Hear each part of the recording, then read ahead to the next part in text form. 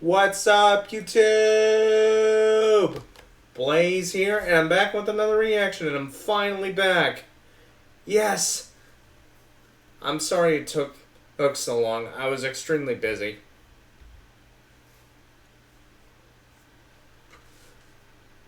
More importantly, I'm just happy to be back. That's all there is to it. Anyway, 2 weeks ago, I started doing a little mini reaction series to Martin Pants' videos on Kerbal Sculpt program. Today and tomorrow's videos are going to be part 3 and part 4, where he goes up against a disgruntled student by the name of Kevin. I can't wait to see how the rest of these pan out. So, if you guys are ready, I know I am. Let's go! Let's see what the Frogman has in store now. Of warships. Okay.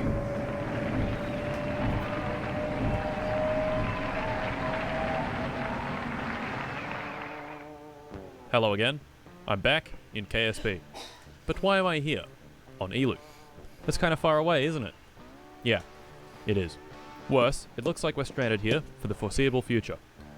Great. Oh. But how did this all happen? What led to our stranding on Elu? And where is Kevin? All good questions. Well, it all began with... Hello again, gents. Welcome back. Today, we're yet again back in KSP. In this episode, we'll be making great strides in not only sending Kerbals far away, but keeping Kerbals far away. In the last episode, the bounds of science and discovery were pushed very far. New technologies were discovered, large missions were sent to the far reaches of the solar system. For those of you that want a TLDR version of the recap, basically, Martin pretty much just expanded his network into space with a whole bunch of satellites, managed to push science to the limit, and of course, well, he had to kick Kevin out because he was annoyed with him, but in reality, I think Martin was just being a jerk to the guy. Well, evidence is pretty clear-cut, if you get what I mean. If you've seen the last 2 videos, so yeah. As for the rest, I'll let Mr. Xenopan Hands do the full recap. And society has advanced significantly. This, however, came at a cost. Many Kerbals were unfortunately turned into a grey puff of dust in the name of progress. Jeb, Bill, Bob, Val, and in spirit, Urk and Obson, because I'm absolutely not getting them back. Sorry, Urk. Yeah. They've all given the greatest possible sacrifice for the sake of the program. But we still have a long way to go. Remember, our goal is not to explore our planetary neighbours, but to explore our stellar neighbours. Specifically, Proxima Centauri b. In this episode, we'll be expanding our presence by building... Recap 2.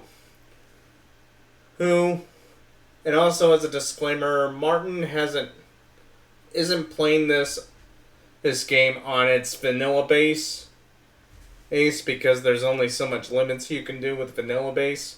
So he basically had to install a buttload of mods.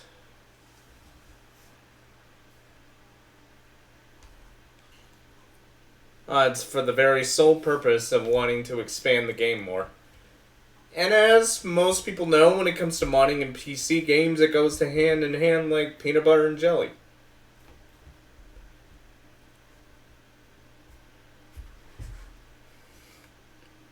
It can sometimes make your gaming experience better or worse. Mostly better, though. The only time it gets worse is if you have to deal with a whole bunch of bugs and errors that weren't originally patched with the mods, and of course, it also depends on the source where you got the mods. planetary bases all over the place. Not the dingy little ones we built last episode either. This time around, we're going for big lads. They won't just be bases, they'll be complexes, with their own power generation, crew quarters, mining operations, and even launch sites. Our first target is Minmus.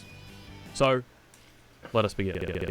Gentlemen, this video is sponsored by Warships. Have you spent your whole life a stinky land-dwelling pleb? Are you itching for intense violence?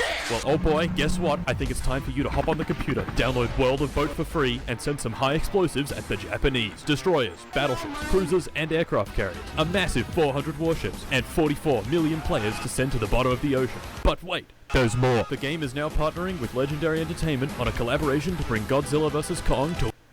I can definitely tell this is all mainly because of the whole thing with the sponsorship and just the way Martin talks in this video.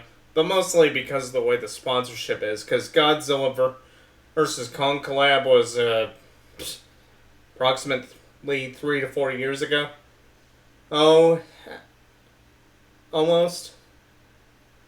I know it was over 3 years. Honestly, though, I kind of wish I installed it just for this collab, because it would have been interesting to either get Godzilla or King Kong on a battleship. Probably Godzilla, because, well, even though both sides have been around for a while, Godzilla has its own movie host in Japan, where King Kong was mostly based in America. And yes, I know... Oh, I'm a bit of a weeb for saying this, but I'm supporting Godzilla since he's practically the king of monsters. No additional movie references intended. World of Warships. What does that mean for you? Moke. Pick a side, shit lizard or giant gorilla, and unlock special rare camos, ship skins, and even... Moke on the boat. Yeah! That's right, baby. He roars. Download using the first link in the description and use either Godzilla or Titan Kong for your promo code. Forget about Godzilla though, because Godzilla is a shit lizard. Enter code Titan Kong for 300 doubloons. 1 million credits, 5 days premium, the USS Charleston, 10 monkey-themed camos, or Godzilla camos if you're a shit lizard fan, USS Smith. Yeah, this is definitely old because it's got the 2021 trim brand mark. Or Taichibana if you're a shit lizard fan, and 3 Godzilla vs. Kong ship crates. Gentlemen, you must act fast. This is an extremely limited event, so get your giant boat gorilla before it's too late. Offer ends 31st of May. Back to the video. So, Minmus. We're going to need a few modules for our base to be fully operational. Mining, refining, habitation, and a launch pad. But let's back up for a minute. Why build a base on Minmus? Hello class, it's me, Frog Guy. In this lesson, we're going to learn about drag. Aerodynamic drag. Drag is a force that acts in the opposite direction that you're moving. If I move to the right, then I'll experience a force to the left. It slows stuff down. Not what we want for high-speed rocket flight. Or is it? Yeah, most of the time. But parachutes are very useful because they can create huge amounts of drag when you want them to, slowing a speedy craft down to not so speedy speeds. But, most of the time, drag is bad. When it comes to videos like this, the best way to describe Martin is kind of like something in a way of ADHD-friendly aspect, but also a mixture of a little educational purposes, although I doubt Martin could... And I said this before, and I doubt Martin could basically prioritize this as education. Who knows? So how do we get rid of it? Well, if we can find a way to lower these guys on the right, it'll result in this guy on the left also being lowered. Maths. Now let's say, hypothetically, I want to have no drag whatsoever. Ben Shapiro. Since all the terms on the right are multiplied together, and we know that anything times 0 is 0, if any one of these numbers here is 0, then the whole thing is also 0. These guys on the right here can't really be 0. Area would mean our craft is a one-dimensional line, the drag coefficient can never really be 0, and if you made velocity 0, well... yeah. Last we could change would be fluid density. Now this can actually be 0. Now I wonder, where is fluid density 0? Kevin. I mean, someone. Please tell me. Really? No one? Guys, come on, it's Minmus, you fucking idiots! I've had enough. God, why would you just pay attention to life? There's no atmosphere. Typical Martin Meaning, crash. drag is 0. Typical Martin Good spot crash for a out. base, don't you think? Yes. So we want to build a base. What do we launch first? Simple. 3 things at the same time, because otherwise we'd be here for far too long. The main habitation module, called Djibouti, the beam sections on the side, called Djibouti beam section, and the crane. Except the crane didn't work, so we went for this thing. The amazing, the incredible, Big Nuts. Big Nuts will attach the beam section to the habitation module. So, let's launch. 3, 2, 1, go!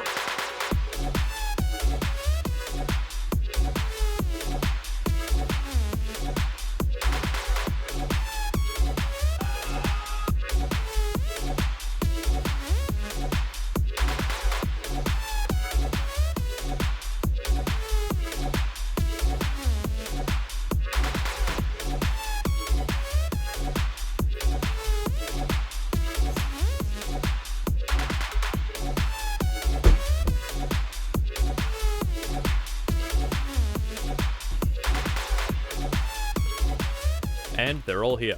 After several minutes of futzing around with Big Nuts and a couple of Kraken encounters, the beam sections were fully assembled. So, what next? Well, we're close to completely out of funds which are needed for expanding the base. So what do? A. Collect some easy money by completing contracts. B. Alright. Sell off some science and reputation for a quick fund boost. Or C. Liquidate all capital assets and divert the funds into a multi-billion-dollar joint venture with Amin Hassan Nasser, president of Saudi Aramco Petrochemicals, to build the largest, most powerful, and most profitable chemical refinery ever built. I think the answer is pretty clear. After an hour of turning ore into monopropellant, or cash into more cash, we have arrived at 5 million funds, more than enough to make the rest of the modules for the base. However, we Okay. have a problem. It turns out where we put the base is quite important. There are 2 main resources we need for it to function. Ore, which is used to make fuel, and metal ore, which is used to make metal, which is used to make rocket parts, which is used to make rockets. Our current spot has ore, but no metal ore. So I did some prospecting, found a good spot, built a sky crane, flew it to Minmus, picked up Djibouti, and flew it about 20 kilometers east. Our new spot is rich in both ore and metal, but it's not flat and tends to cause, problems. To complete the base, we need a drill rover, a refining rover, lots of these attacher things that are unnecessary if you aren't stupid, and finally, the launch pad.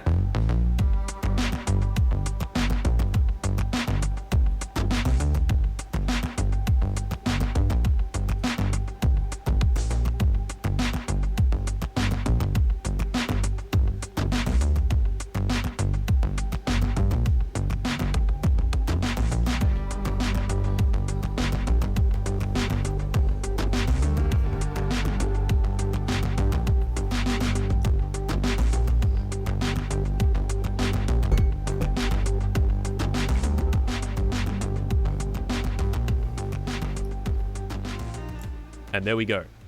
In celebration, we build a fuel tank, and a dish, and a station. Why? Well, as my new Saudi friends would tell you, because we can. This Minmus base is the point of rocket launching, and our first mission from it will be Gilly. If you think Minmus's 0.05 G is far too much gravity, try Gilly with its 0.005 G. That's 10 times lower. Not only is the gravity incredibly low on Gilly, but it's quite far away, so being able to build things there is a big, fat dub. This time, I'm going to send a single rover that can do all of the functions of the Minmus base, but badly. This rover will be the start point for yet another base. Cool roller. Its name? One. Instead of launching from Kerbin with a huge, annoying launch vehicle, we can simply build it on Minmus and ship it to Gilly from there. Not only will this be easier, but it also won't cost any funds at all. Oh. Not that that matters. After a painful construction process, it's on the pad, fueled up, and ready to launch. So, let's launch.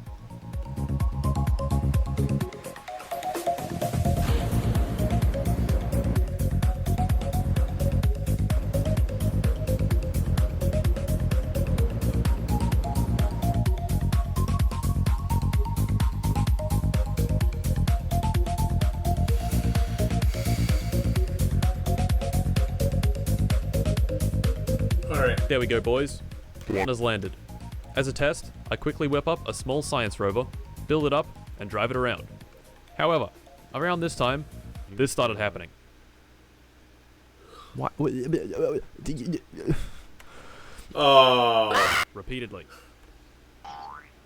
I switched to the minimus base, and then this happened. Oh shit.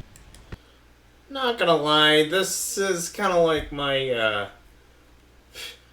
this almost feels like in something similar that would happen in my, offline game time with From the Depths. Not good. Luckily, I had turned quick saving and reverting back on because of this exact bullshit being a possibility. So the bases weren't gone, but they were kinda useless in this state. Dang. So for the next base, I decided I would... For this base, I've made the executive decision to launch it from Kerbin. I had a plan for this particular vessel, and it was big. Luckily, our boys at Saudi Aramco had been pumping and dumping non-stop for the past several months, netting us a very, very large amount of funds to work with. 26 million to be exact. Excellent. This would be necessary, as this next base would be quite large. So large in fact, that 26 million wouldn't actually be enough money. Now, we could have continued to convert Kerbin's crust into monopropellant until we reached the planet's core, but that would be boring, and I know we can do better. What we needed to do was find a different resource to sell. You see, our great, strong partnership took boring old ore and converted it into boring old monopropellant.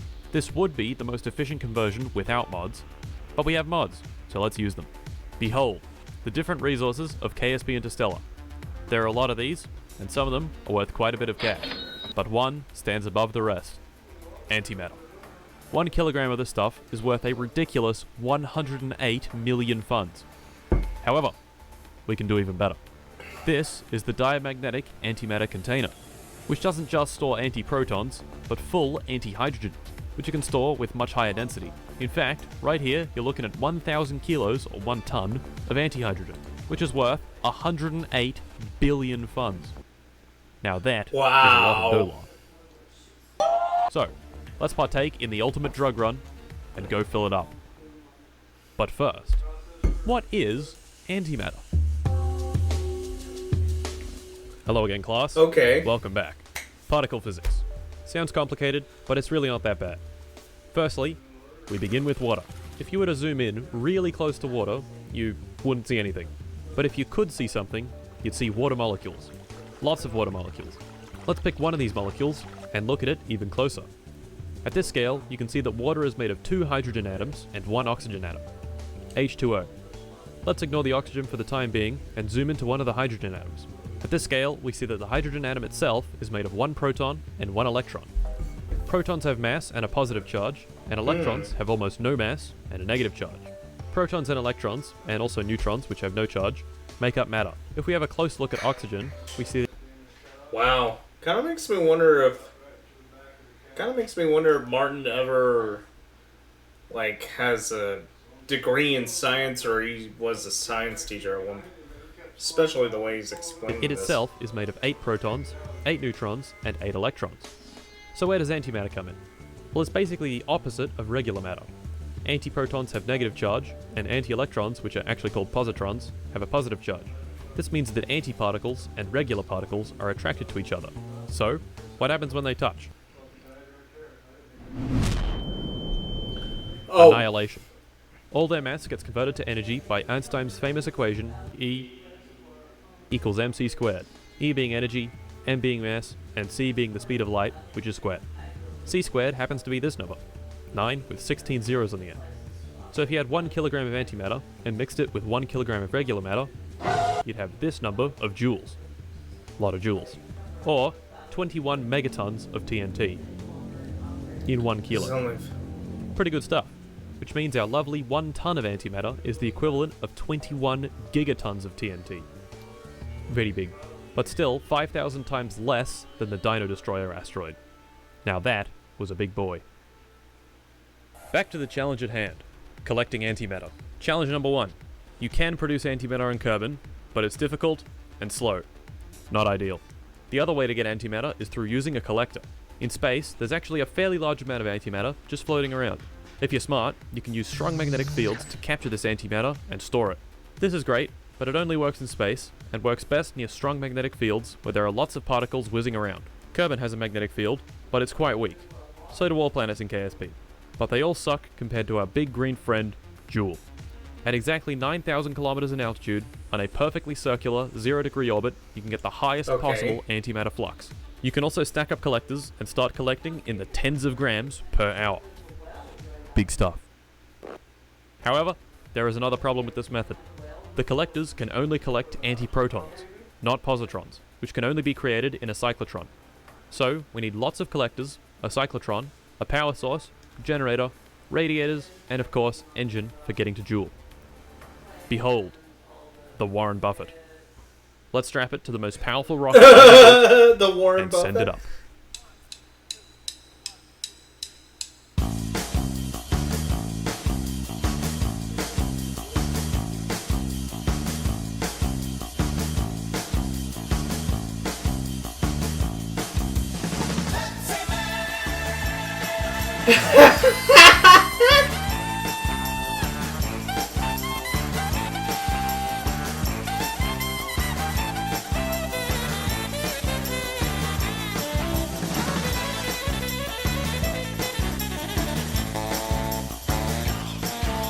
Once at Jool, we place ourselves at 9,000 kilometers, start producing positrons, and begin the lengthy collection process. I apologize for that. Riot Game. My Riot Games browser just opened just now. So if you saw that pop up out of nowhere, please ignore that.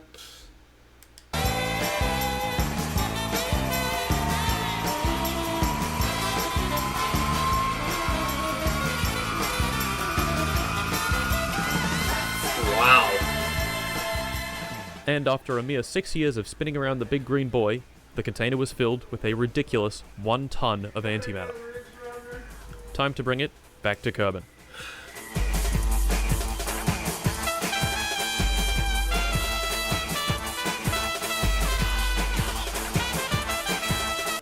Man, if humans had the technology to harness antimatter like that, and they could figure out a way to safely and responsibly use it, maybe they can make it as an unlimited energy source.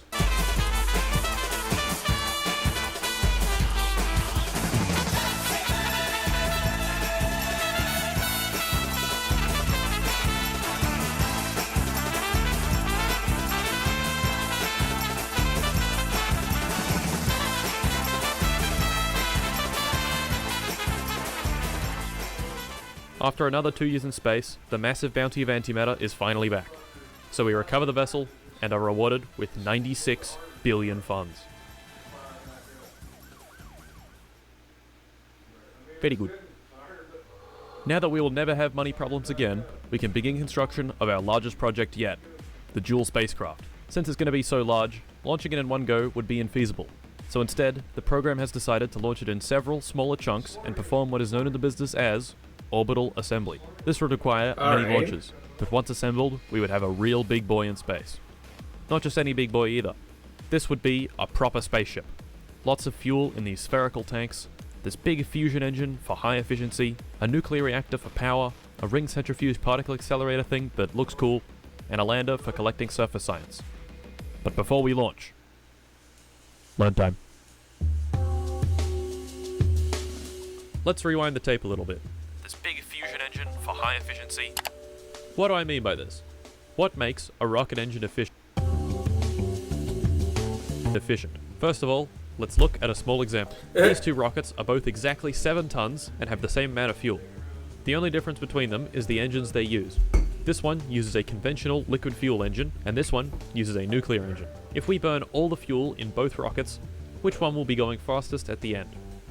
The nuclear engine. Obviously, why else would we put a nuclear reactor in space? You dumb? So why is this? Conservation of momentum.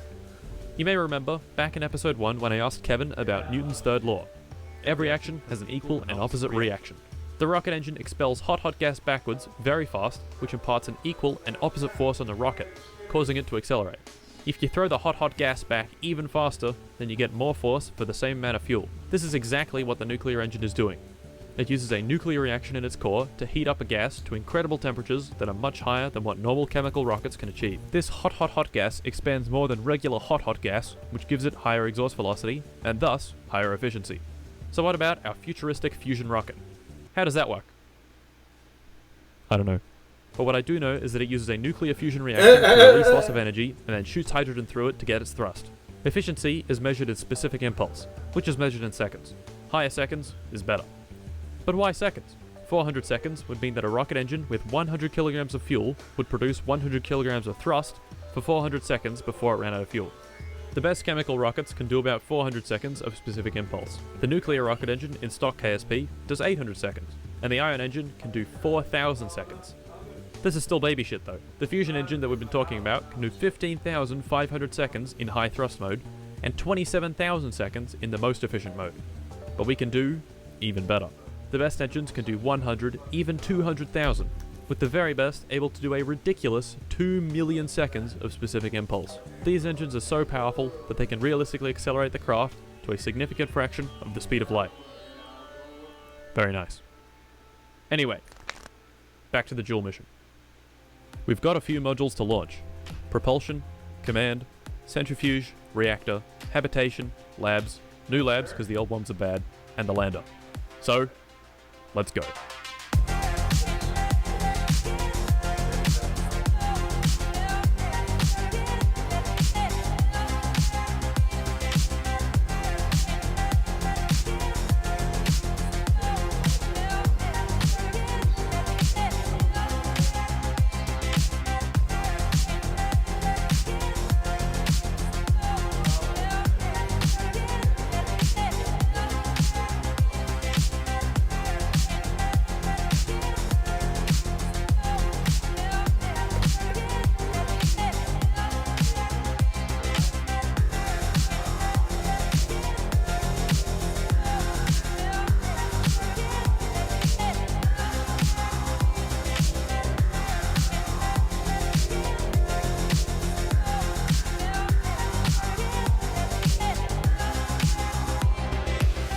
Once the spaceship was fully assembled, I went to give it a name.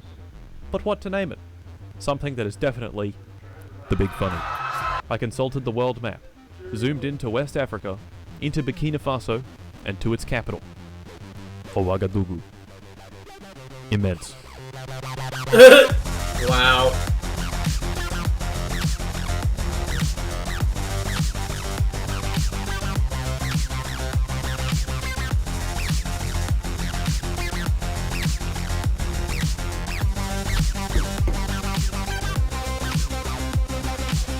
Once around Joule, we placed the craft into a parking orbit, detached the lander, and began the hunt for lots of science.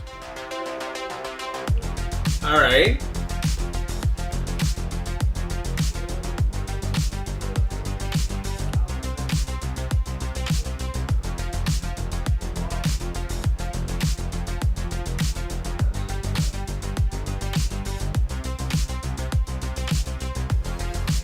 Nice.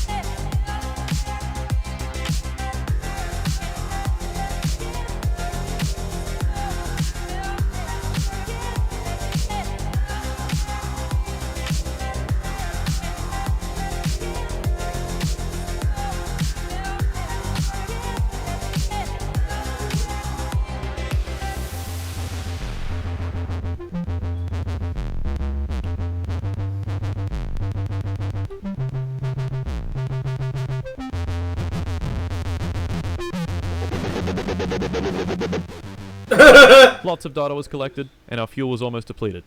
We headed back to Ouagadougou, docked, and transferred the science into the lab. After several more months of zooming around the green boy, the research had been completed.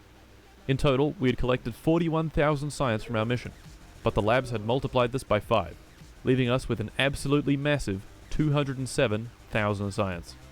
In celebration, I get a Kerbal out of the habitation module, who is instantly vaporized by the high-energy neutrons from the fusion engine. RIP. I hurried to the R&D building and unlocked every technology available, including the warp drives. Nice. Our next base will be on the surface of the furthest planet in the Kerbal system. Good old Elu. I've learned from our previous surface-based mistakes and placed everything necessary for the base to function on one vessel. Its name... This long boy has the power generator, Wow. a literal black hole, and many other important features, like a launch pad, drills, and an ISRU module. The interesting part of this base is how we're bringing it to Elu. You'd expect for a rocket of this size it would need a massive launch vehicle. But no. With our shiny new technologies, we can condense this vehicle into this power node. It uses 4 antimatter-powered jet engines, a massive fusion engine, and the warp drive. So let's launch.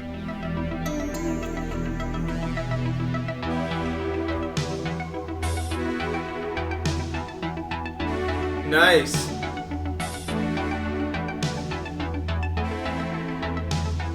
Up in space, we don't bother getting into orbit. Instead, we begin charging the warp drive, and... Whoa.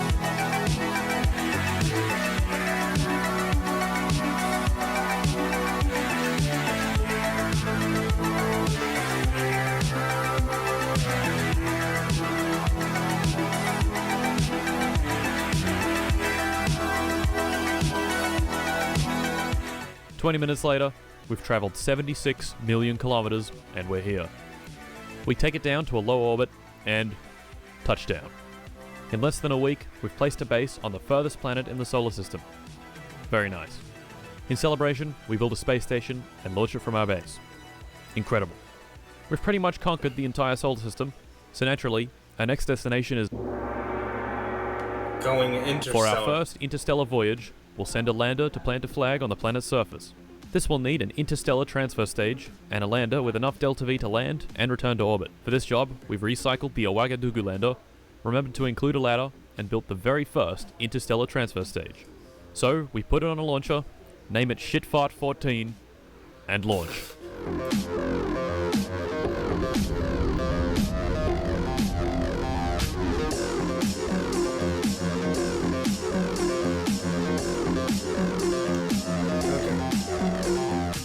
Once in space, we charge up the warp drive, and...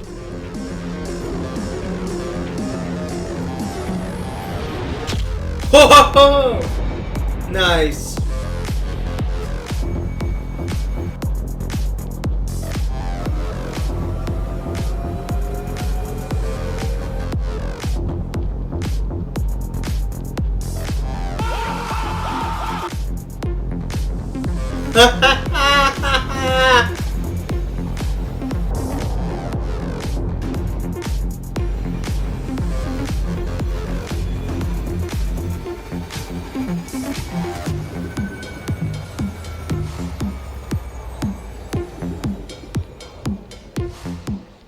Here we are, boys.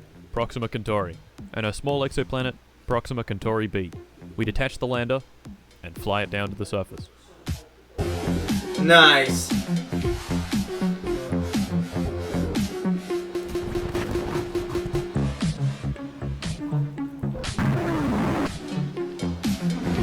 What the?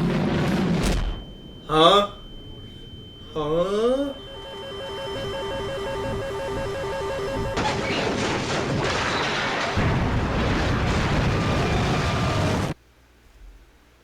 What?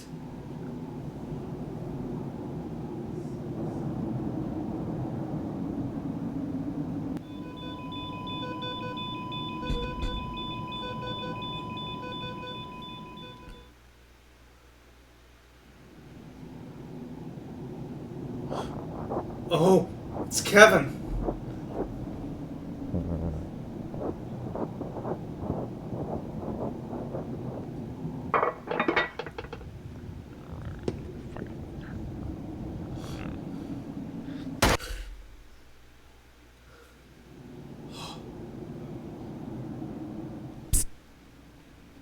spaceships.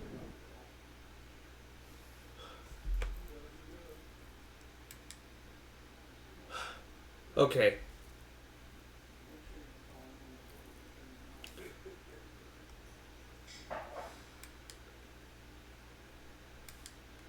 Well, that was insane. That was definitely a worthy to be continued moment. Hopefully. In any case, tune in tomorrow or next week when I do part 4. Or because the next part will be the finale of the KSP saga from Martin. So I hope you guys tune into that.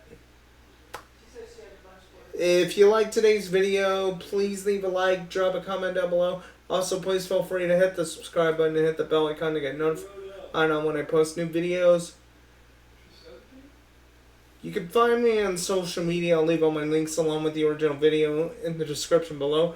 Also, I'm going to be posting my new streaming schedule for this week. Things are going to be a little tricky for the first week back, but I'll see what I can do to make it work. So until next time, see ya.